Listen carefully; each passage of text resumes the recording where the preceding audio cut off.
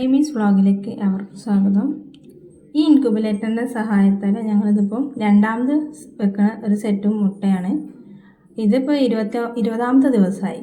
20ാമത്തെ ദിവസമായപ്പോഴേക്കും കോഴിമുട്ടകളിലെല്ലാം ചെറിയ സ്ക്രാച്ച് വരാൻ തുടങ്ങി.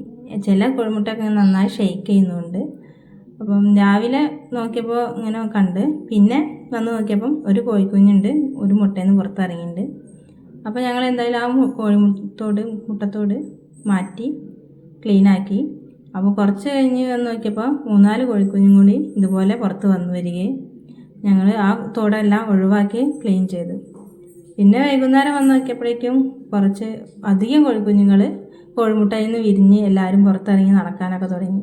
അപ്പോൾ അതെല്ലാം ക്ലീൻ ചെയ്ത് ഞങ്ങൾ 21 ദിവസമാണല്ലോ കോഴിക്കുഞ്ഞ് വിരിയാനുള്ള കണക്ക്.